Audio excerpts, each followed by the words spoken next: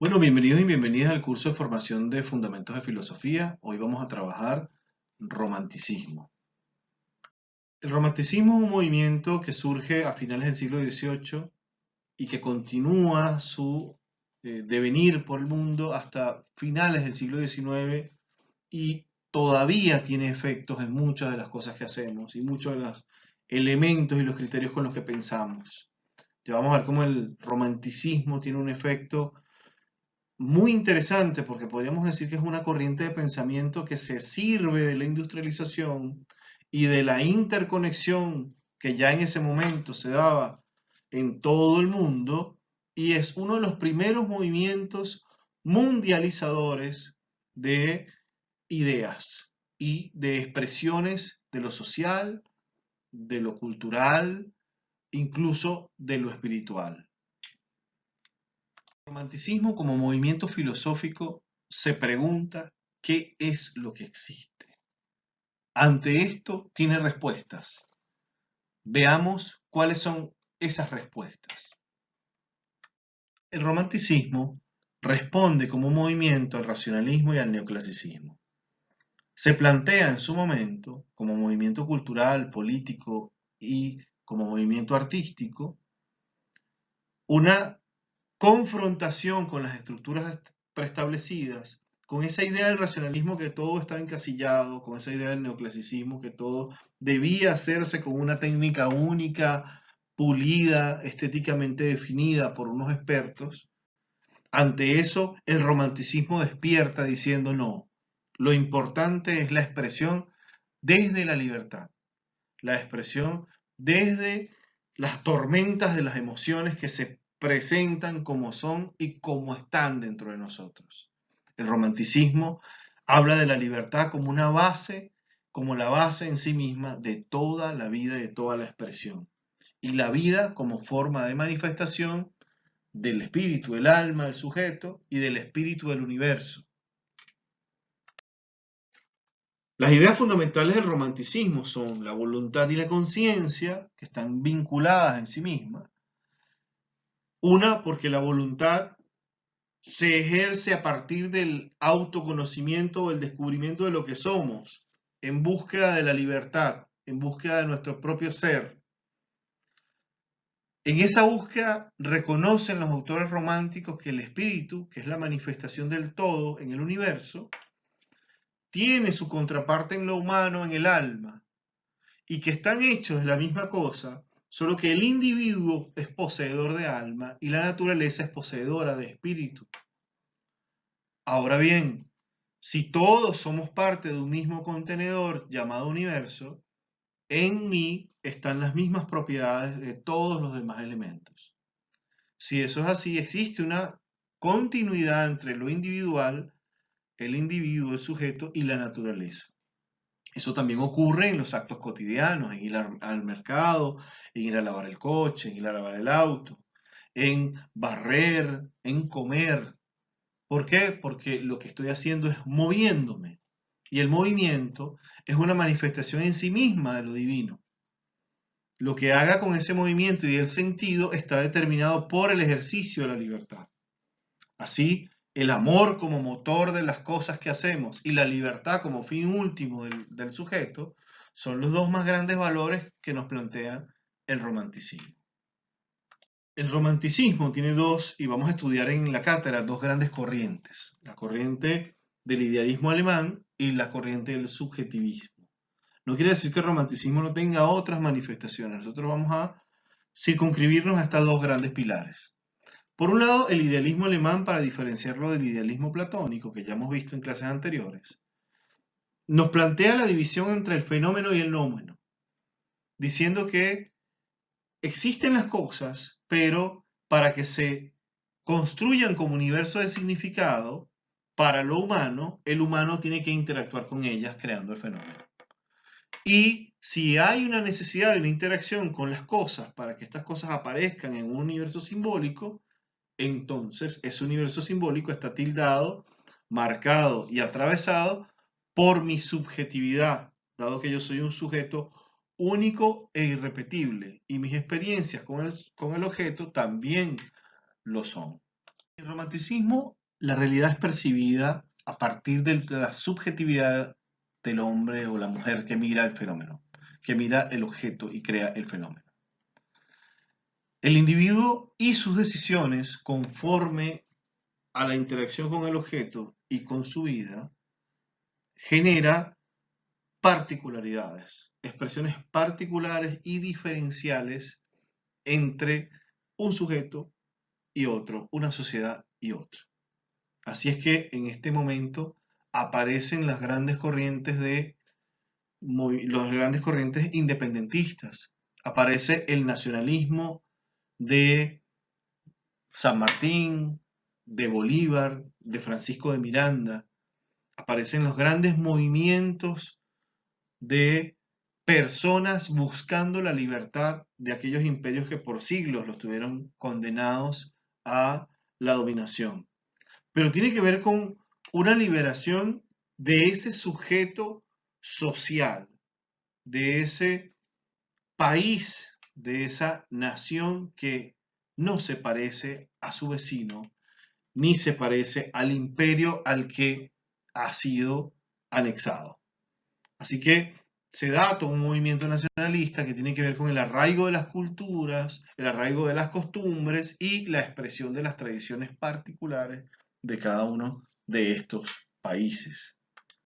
El romanticismo tiene, y ahora entrando a la línea de la filosofía de la mente y la psicología, como precursores tenemos a Edward von Hartmann.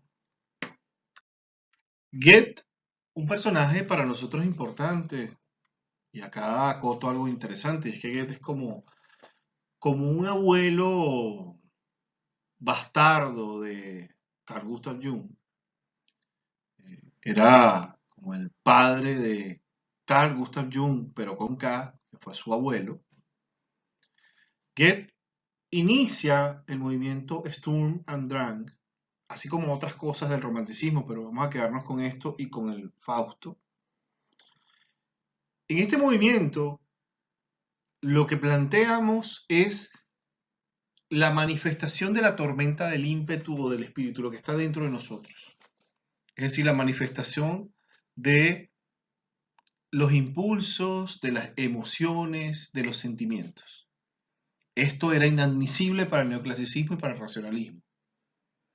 En este momento, Goethe es capaz incluso de escribir una obra donde un sujeto llamado Fausto hace un pacto con Mefistófeles, el diablo, para continuar conociendo.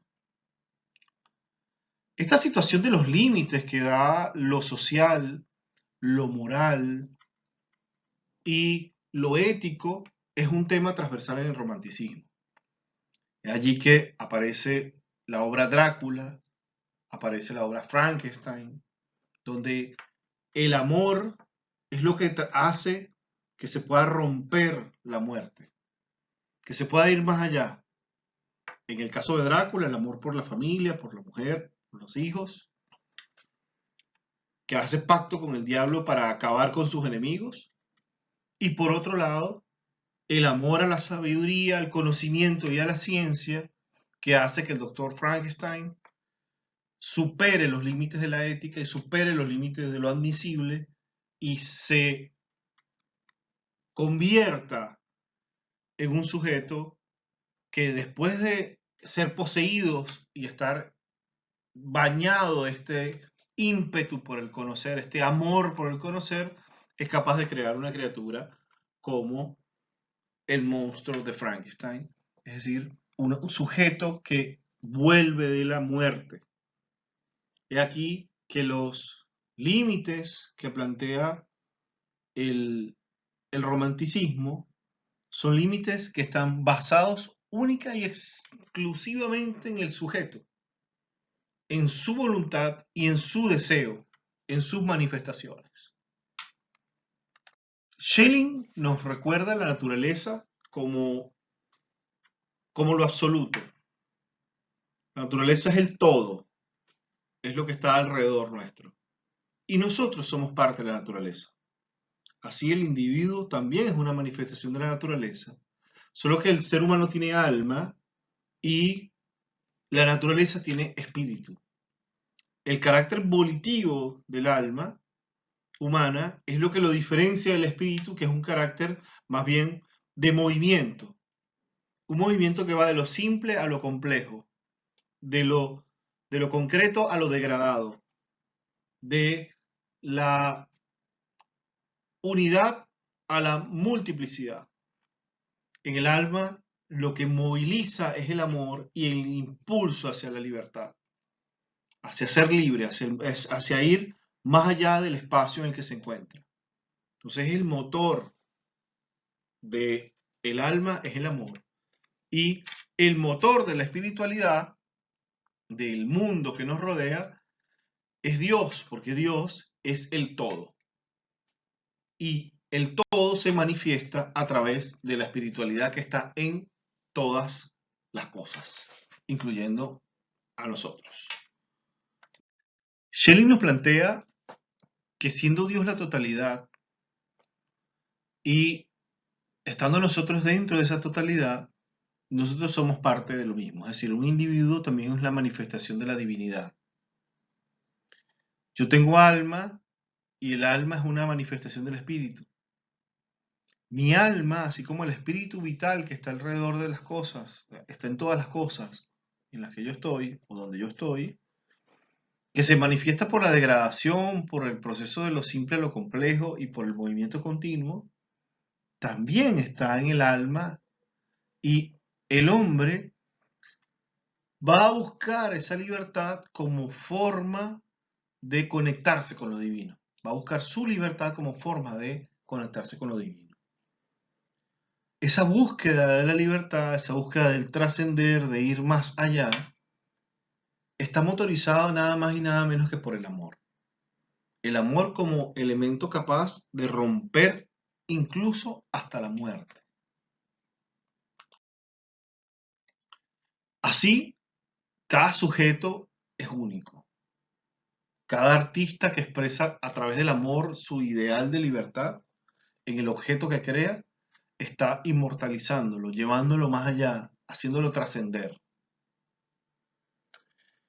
Cada sujeto en sí mismo es un proceso de originalidad, y es un proceso de originalidad porque es una sustancia inacabada. Continuamente se está modificando y continuamente se está complejizando. Así es que el amor promueve este movimiento y nos lleva mucho más allá de la muerte. El amor es lo que hace que el Fausto haga pacto con el diablo para conocer. El amor es lo que hace que Drácula haga pacto con el diablo para vencer a sus enemigos y salvar a su familia. El amor es lo que hace que el Dr. Frankenstein cree el monstruo que creó por el amor a la ciencia y al conocimiento. La libertad como máxima expresión de la voluntad y el sentido de la vida, el ser libres, es lo que llamamos el grito fundamental del romanticismo. El romanticismo busca a la libertad como el fin último.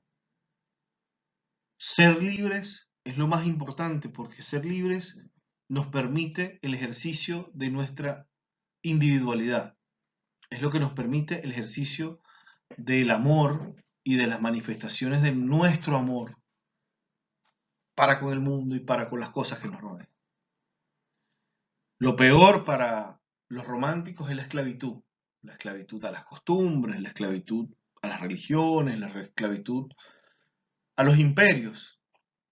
He aquí que románticos como Francisco de Miranda, San Martín y Bolívar deciden emprender sus gestas libertadoras y por allá por 1830 gritar para luego concluir la libertad de los pueblos de América Latina.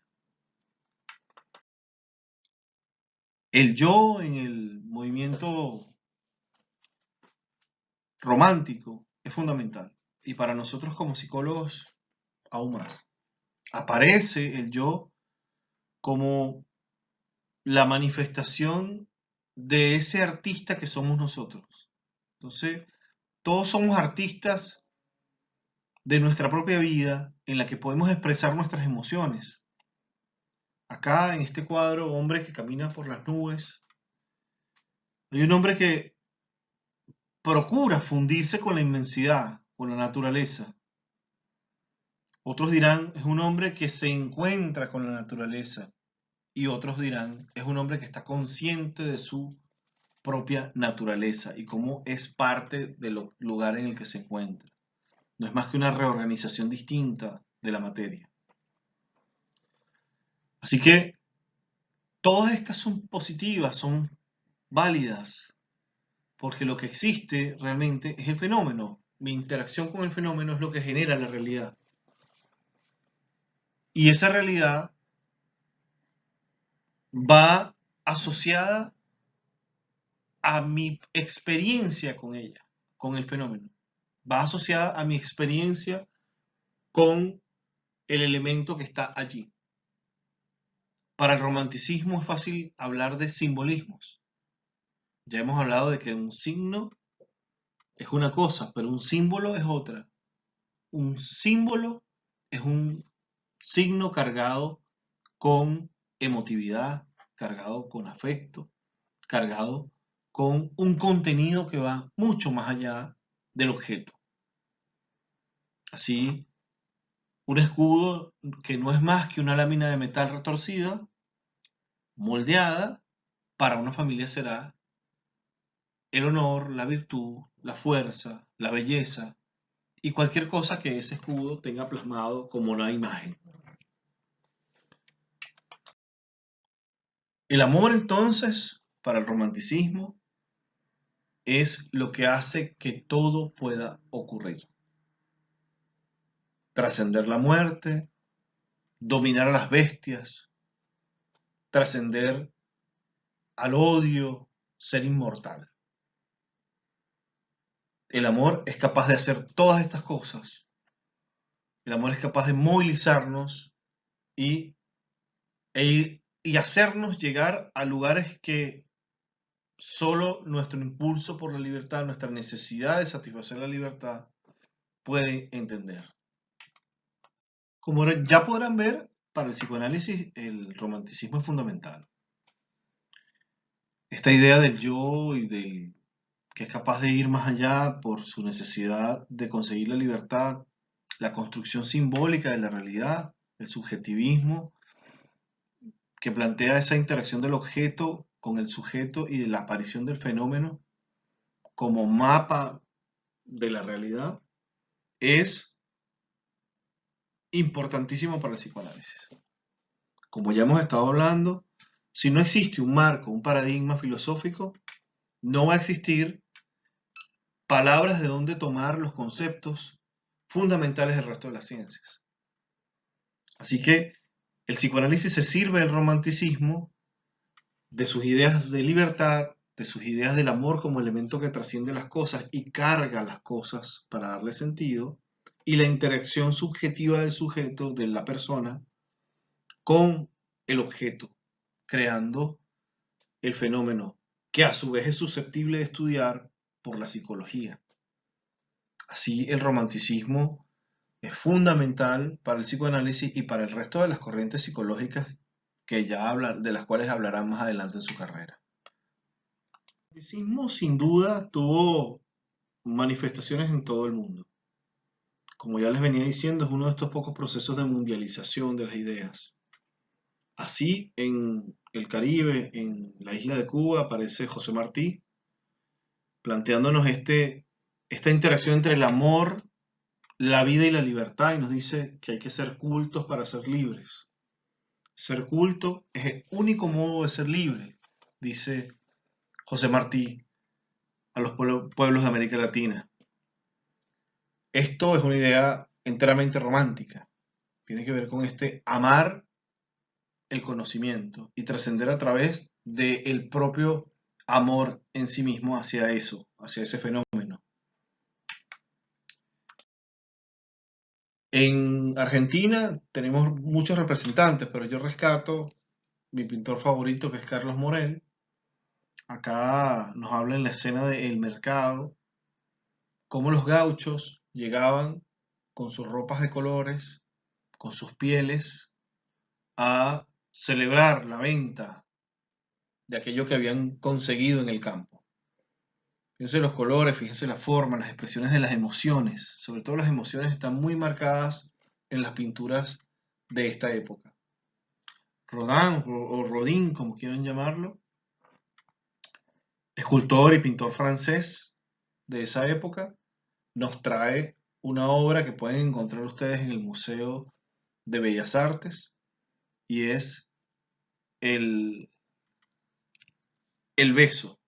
El beso como manifestación de amor, como manifestación de un encuentro entre dos sujetos que se inmortaliza, pero que no deja de expresarnos a nosotros ese sentimiento que está en el momento en el que el artista captura la idea y la deja atrapada en el mármol, ¿no?